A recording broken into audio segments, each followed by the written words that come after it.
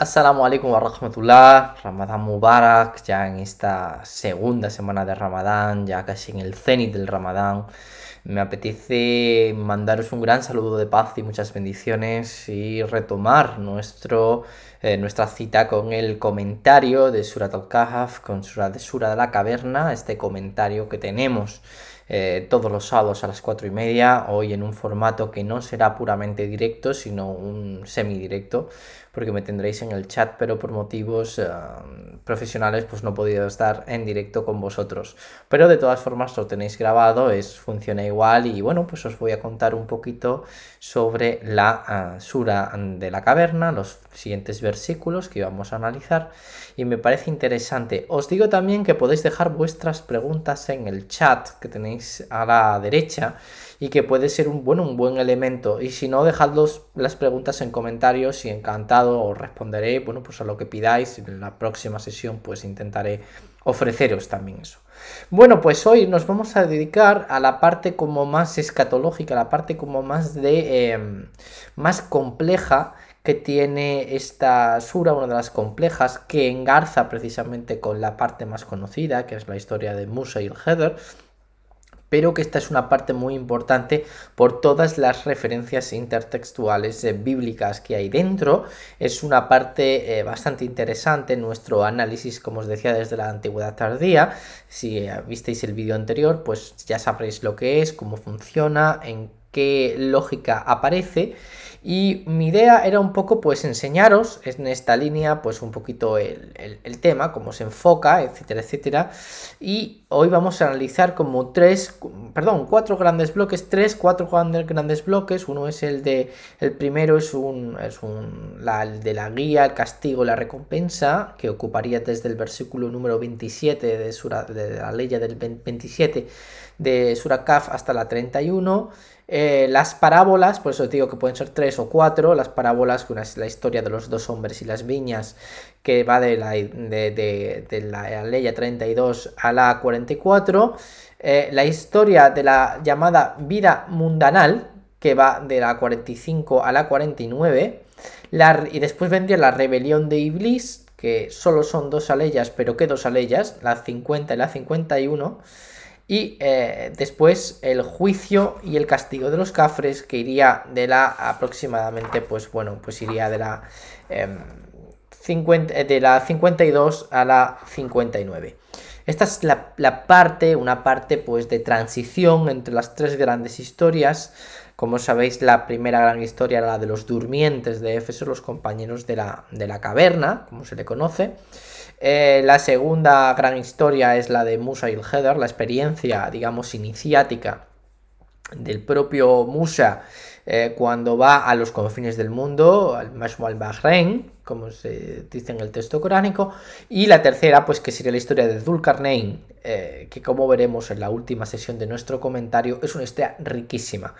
Historias que marcan un punto de la antigüedad tardía, pero como yo no iba a ser menos, estas tres historias intermedias, esta especie de relax entre la historia narrativa, entre la narratividad de esta sura y digamos pues con un contenido mucho más leve, pero no por ello menos importante y muy anclado en la tradición, digamos, del judeocristianismo, de ese mundo judeocristiano pues que se plantea. Bien. Lo primero que nos encontramos es como os decía, es este momento, este primer momento, estos versos, ¿no? Estos versos del 27 al 31, en lo que se nos cuenta un poco qué pasará, porque después nos quedamos, si os acordáis, en que se decían que a los compañeros de la caverna la gente la había liado y tal, pues un poco que no se nos dice en el Corán a modo de coda, pero para iniciando otro fragmento, este aspecto. Entonces se le dice al profeta: recita lo que se te ha revelado de la escritura de tu Señor y jamás sus palabras alteres, pues no encontrarás refugio fuera de él. Esto es muy importante porque es la idea de la inmutabilidad del Corán, una inmutabilidad importante que es lo que permite que esto sea ¿cómo os decimos? Un hecho evidente. un hecho evidente importante. Y entonces pues dice eso, recita lo que se te ha revelado de la escritura de tu Señor y jamás sus palabras alteres. El Corán no puede ser alterado. El mensaje coránico es un mensaje que es kalimatu Allah, es palabra de Allah. Entonces fijaros qué fuerza tiene esto. Volveríamos a la siguiente, que es una ley muy importante, para mí muy interesante, que es porque justifica, digamos, el adab, la forma de construirte como musulmán o como musulmana desde un punto de vista ético, pero ético en la espiritualidad. Dice así: permanece cerca de los que invoquen a su Señor en las mañanas y las noches, anhelando encontrarle. No te apartes de ellos, incitado por los placeres mundanales, ni obedezcas a aquel que no nos recuerda, que sus deseos persigue y que desenfrenado vive. Esta ley ya es muy interesante porque marca cuál es el adab, cuál es la forma de proceder de un musulmán que se considera una persona recta, que se considera una persona que tiene que construir su sociedad. Es un poco el deseo que ha tenido siempre el tasawuf, esa idea de permanecer cerca de tu Señor a los que invoquen, permanece cerca de los que invoquen a su Señor en la mañana y en la noche, anhelando encontrarle. La gente que busca a Allah, que busca en ese sentido, hace el camino que se llama el suluk. Y el suluk es ese camino ascendente. A mí me recuerda esto muchísimo a un verso del sheikh, del gran sheikh Ibrahim Niasse, el gran sheikh senegalés del siglo XX, que precisamente en su obra Ruh al-Adab, es decir, como los modales de la el espíritu de la buena cortesía, ética para el camino espiritual, decía algo muy parecido. Es que el no apartarte de gente que te dé nivel, también como decía Abu Hamid al-Ghazali o Ibn Arabi, te sube, te permite subir, y esto es un aspecto muy, muy interesante. No te apartes de ellos por placeres mundanales, ni obedezcas a aquel que no nos recuerda, es decir, la gente que no hace el zikr no es gente propia no es gente que tiene conciencia en ese sentido y que sus deseos persigue y que desenfrenado vive, es decir, el desenfreno, la ausencia de equilibrio, que es muy importante. Y ahora nos ofrece el Corán pues lo típico, que serían, digamos, tres aleyas fundamentadas para ver ese punto entre qué ofrece digamos, qué se ofrecería en el fuego y qué se ofrecería en el paraíso. Y dice así: la verdad proviene de nuestro Señor, que crea quien quiera y quien no, que no crea. Ciertamente hemos preparado un fuego que como murallas les cercarán, y cuando auxilio pidan recibirán agua que a bronce fundido se asemeja, que les abrasará el rostro. ¡Ay, qué calamitosa bebida! ¡Qué terrible hogar!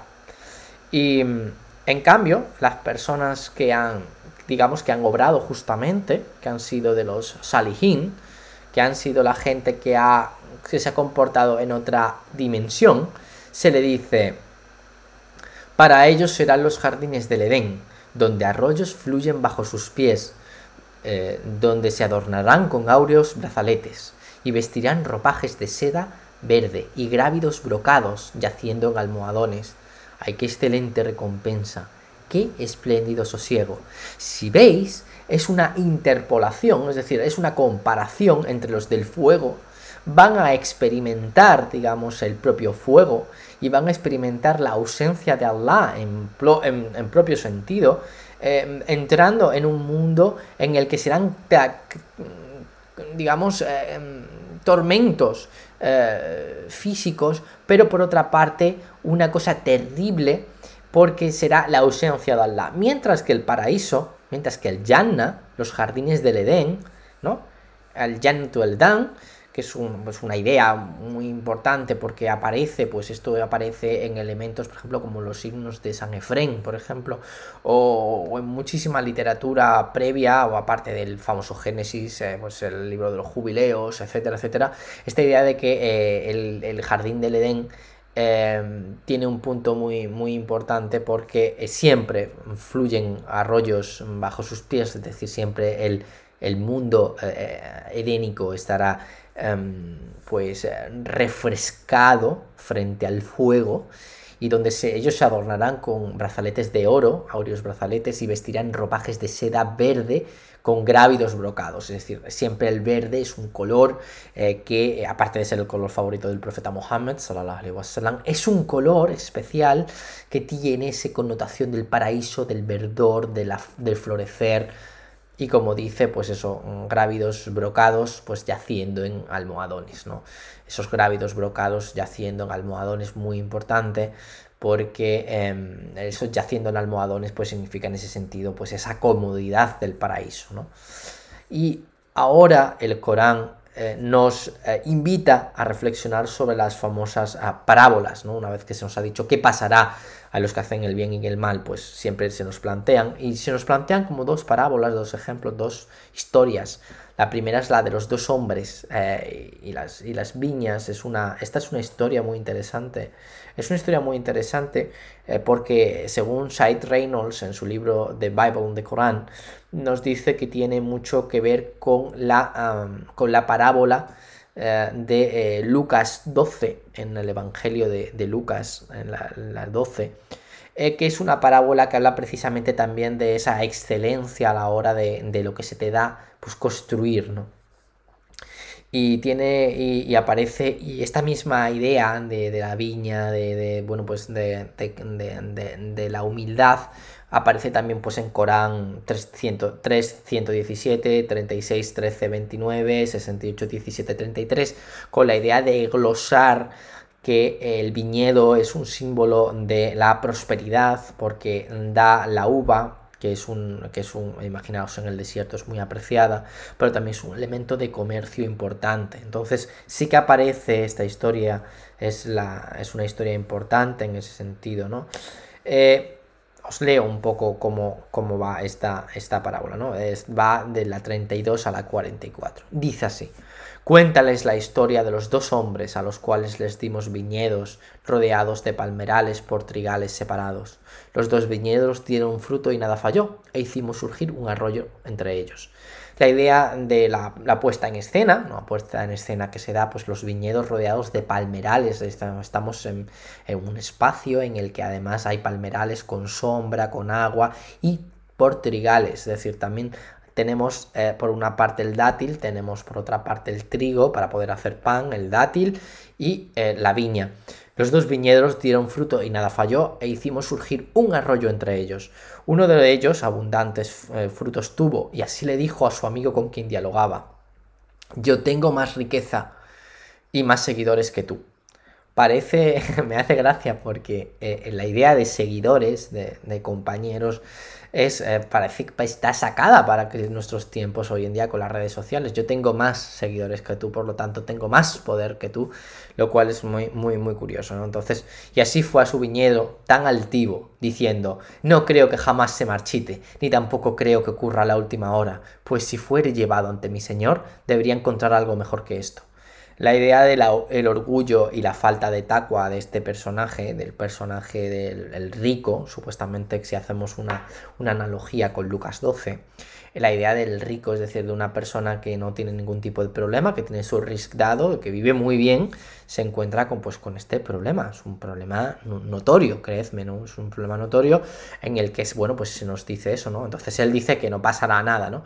Y dice, y su compañero con quien hablaba le dijo: ¿cómo no crees en aquel que te creó de barro junto a una simple gota eyaculada y luego te modeló como un hombre? Para mí, él es Allah, y nada puede ser como mi Señor. El otro, el que menos tenía, pues le dice que evidentemente que él tiene conciencia de que Allah es el principio y es el final de todo, y que tiene ese sentido, ¿no? Entonces dice, vuelve a decir el Corán de una forma pues muy, muy interesante en ese sentido. Vuelve a decir el Corán: ¿por qué no dijiste al entrar en tu viñedo que sea lo que Allah quiera? O sea, que inshallah, el poder solo reside en Allah. Si me ves, tengo menos hijos y riqueza que tú. Puede que mi Señor me dé algo mejor que tu viñedo, o que lance rayos del cielo, que en un campo baldío lo convierta. Este aspecto muy interesante, él, digamos, se queja.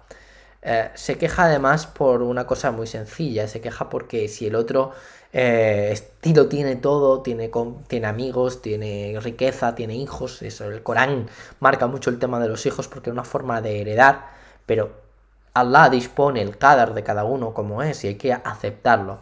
O dice, termina este fragmento con o que se filtre agua y jamás lo vuelvas a encontrar, ¿no? En la idea de que el agua destruya los viñedos.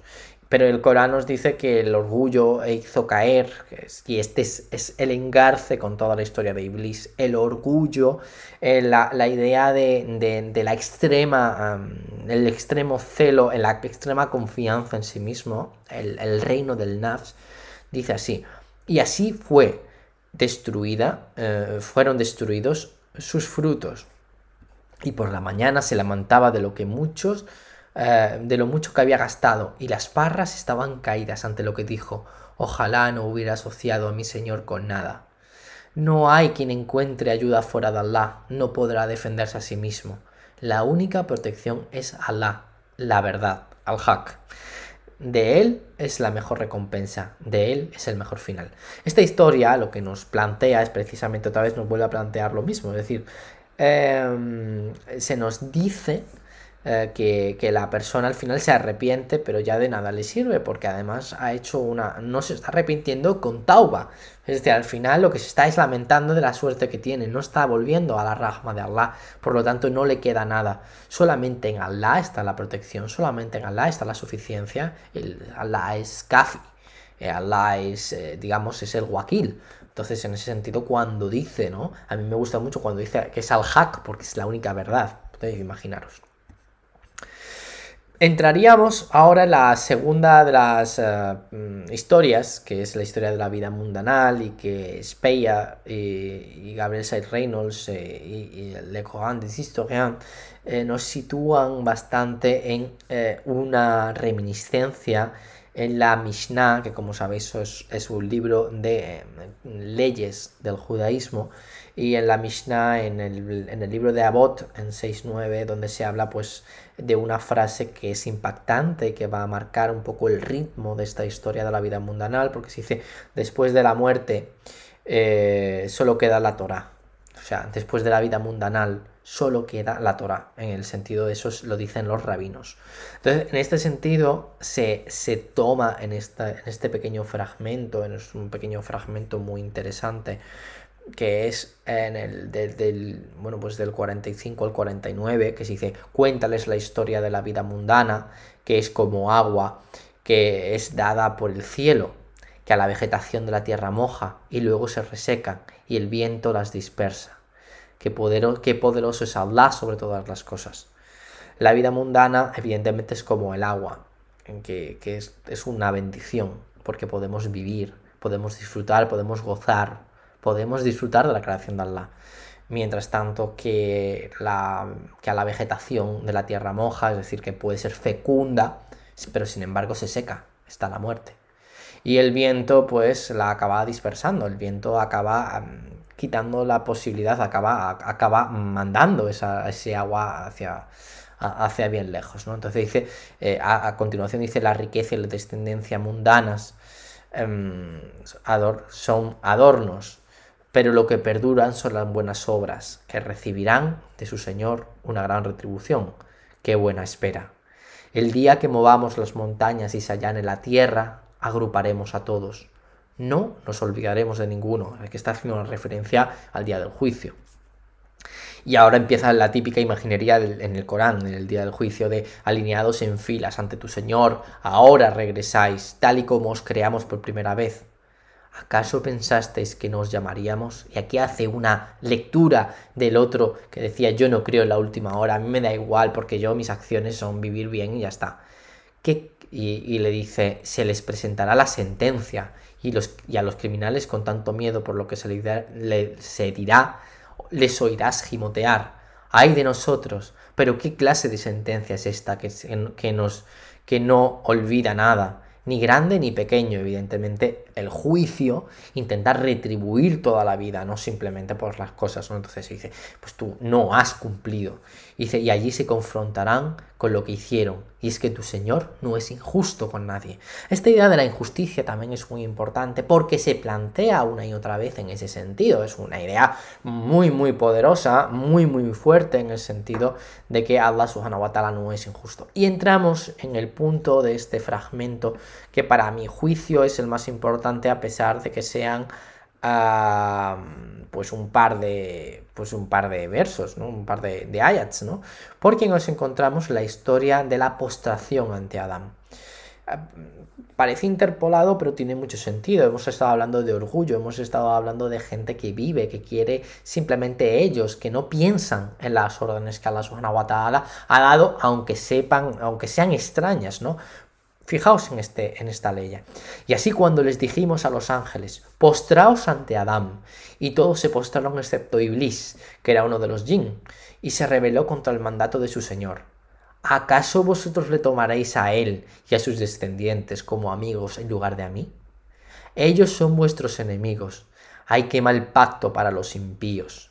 No les puse como testigos de la creación de los cielos y la tierra, ni de su propia creación, ni los hice mis seguidores para que a otros se extraviaran. Y habrá un día que se diga, llamad a aquellos con los que me asociabais. Les llamarán y llamarán, pero nadie responderá. Y un acantilado pondremos entre ellos, y los criminales verán el fuego, y creerán que caen ante él, y no encontrarán forma de escapar.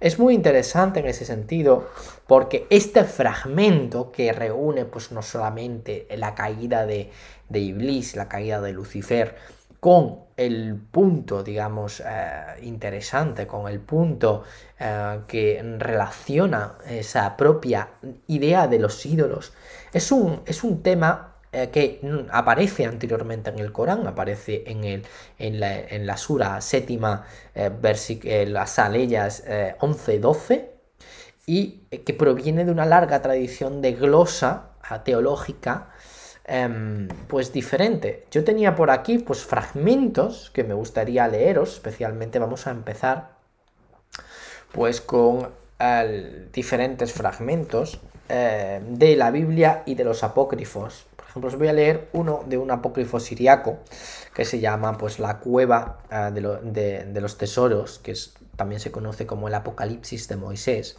Y es un texto muy interesante porque es donde viene, digamos, la idea que no aparece, por ejemplo, en el Génesis bíblico, aparece la idea de la caída de Shaitán, en ese sentido. Aparece en este fragmento de, como os decía, del 12 al 17 de la cueva de los tesoros, en ese sentido, muy interesante. En la cueva de los tesoros aparece del 2 al 12 al 13. En el Apocalipsis de Moisés aparecería del 12 al 17. Os leo. Dice la adoración de Adán el motivo de la caída del demonio.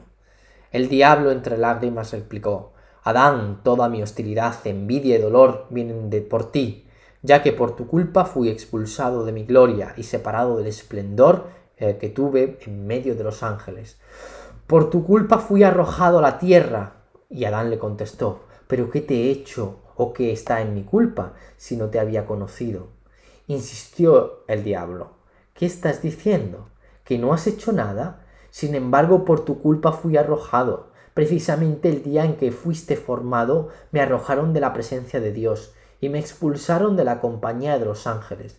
Cuando Dios inspiró en ti el hálito vital y tu rostro y figura fueron hechos a imagen de Dios. Hay que notar, por ejemplo, que en el tema en el siriaco aparece en esta idea de ruh. Allah insufló el ruh y el nafs sobre el ser humano y lo hizo en ese sentido. Bueno, vuelvo otra vez. Cuando Miguel te trajo e hizo que te adorásemos delante de Dios, y dijo Dios: he aquí que hice a Adán a nuestra imagen y semejanza. Y entonces salió Miguel, convocó a todos los ángeles y dijo: adora la imagen del Señor Dios. Yo respondí: no, yo no tengo por qué adorar a Adán. Como Miguel me forzase a adorarte, le respondí: ¿por qué me obligas?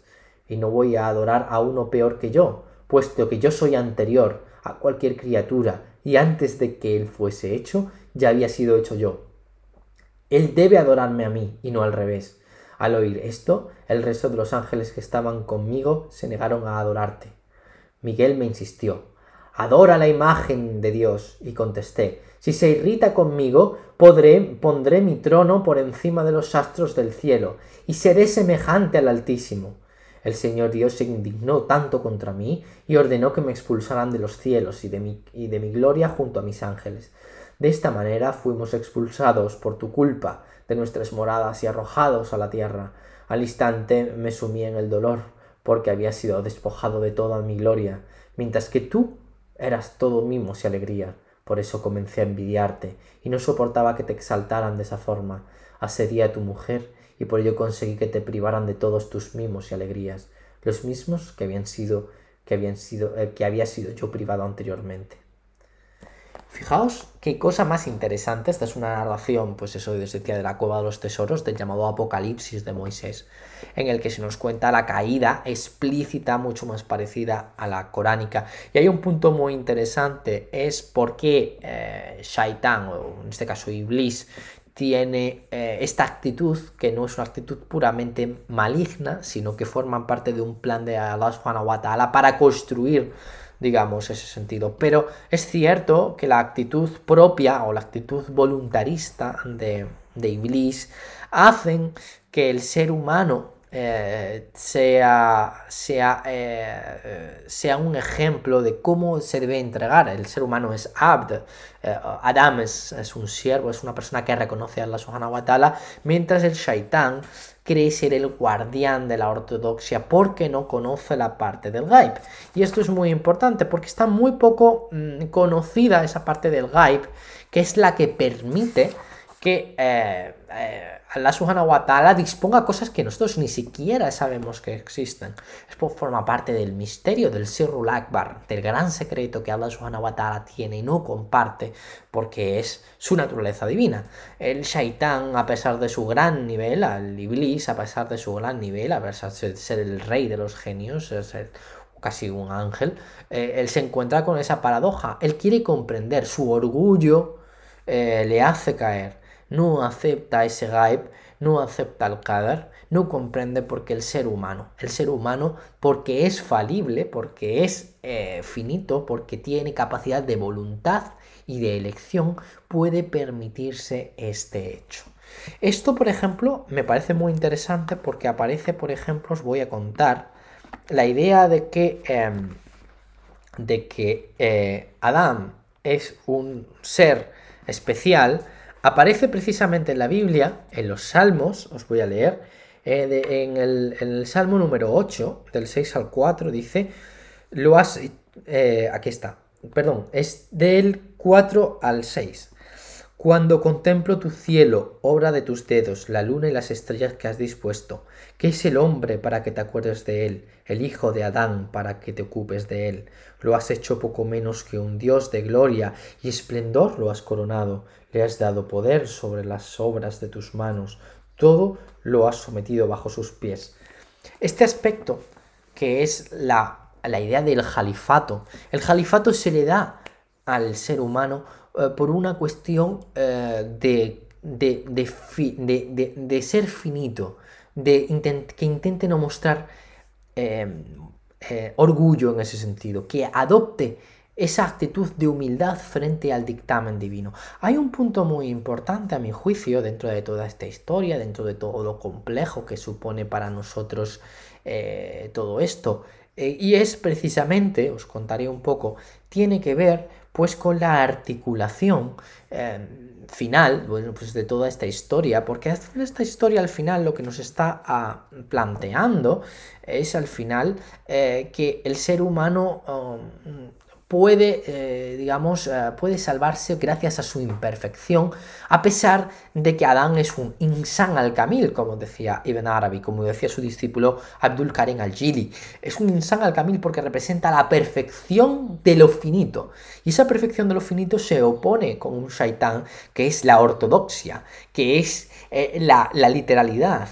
Muchas veces esa lectura miope, literalista, ortodoxa, hace que nos convirtamos en shaitanes, en acusadores contra las personas, en vez de comprender que lo finito, lo falible, es lo que Allah subhanahu wa ta'ala ha dispuesto, si no seríamos ángeles, si no, no tendríamos voluntad. Es nuestra voluntad, nuestra posibilidad de ir por el sendero, nuestra posibilidad de caer y levantarnos, de hacer tauba, de pedir rahma, la que nos hace humanos.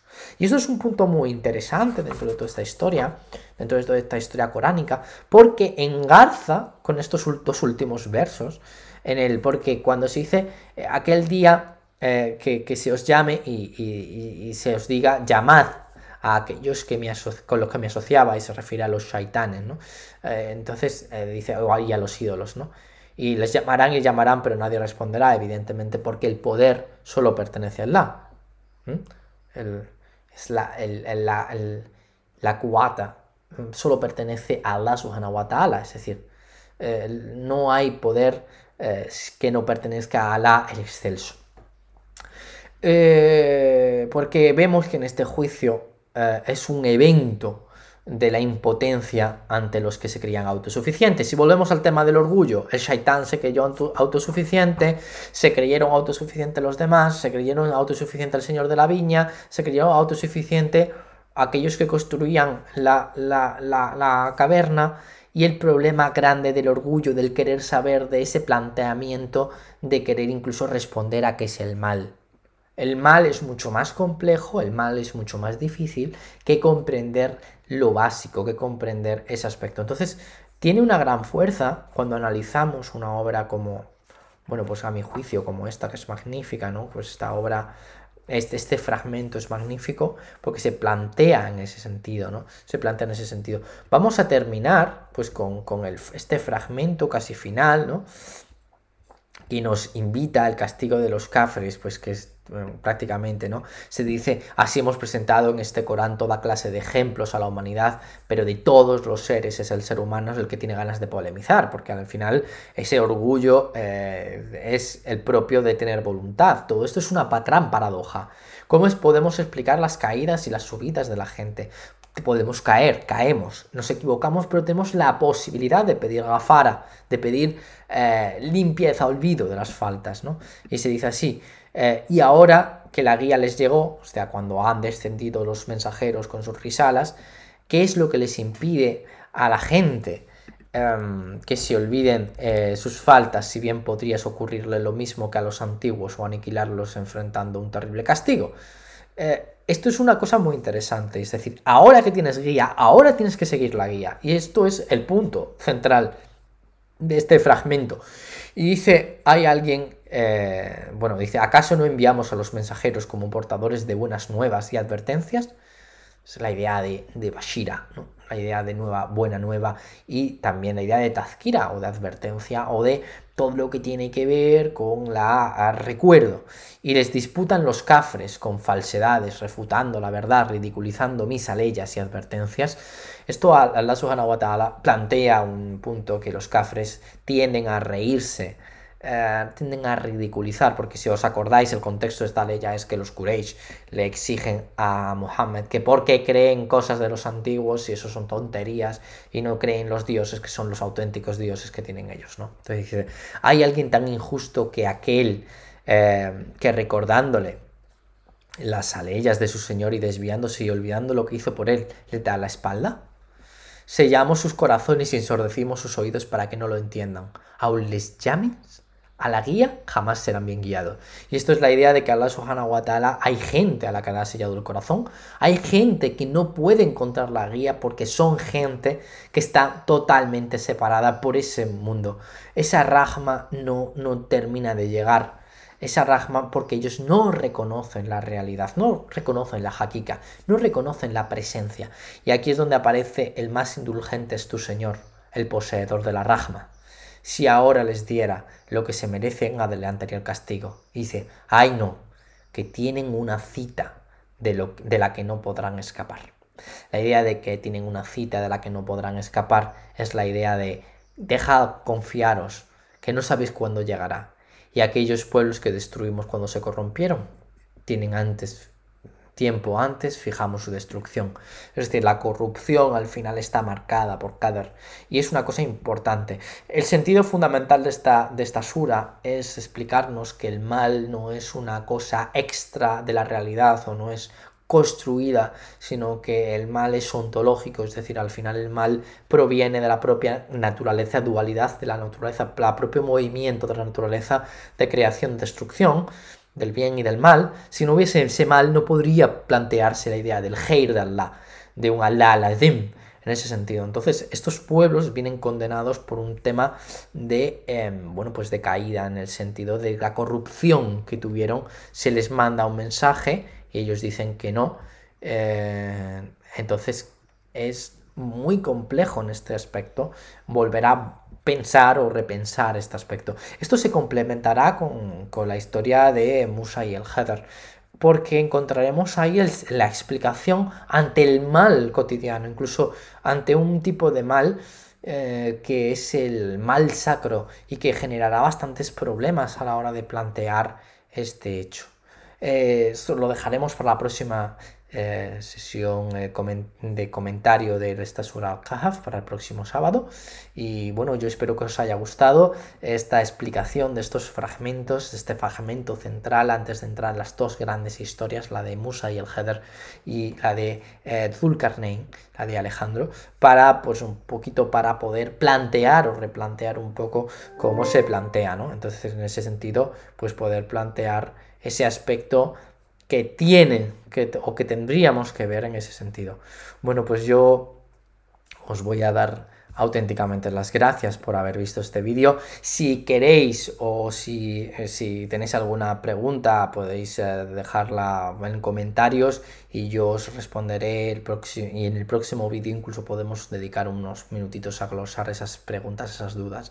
Os agradezco muchísimo que en vuestro tiempo de Ramadán, que es un tiempo sagrado de introspección, de conocimiento, pues tengáis este aspecto tan importante, tan sumamente importante para reflexionar sobre la palabra de Allah subhanahu wa ta'ala y bueno, pues un poco entrar dentro de estos puntos de la Surat al-Kahf, que es una, para mí, de las más históricas, más interesantes y que más riqueza simbólica tiene. Así que me gustaría enviaros un gran saludo de paz y muchísimas bendiciones y nos vemos el próximo sábado, inshallah, para poder seguir hablando sobre la Sura de la caverna. Así que Allah os colme de bendiciones, Allah os colme de paz y hasta pronto y que tengáis una buena ruptura del ayuno. Ma salama.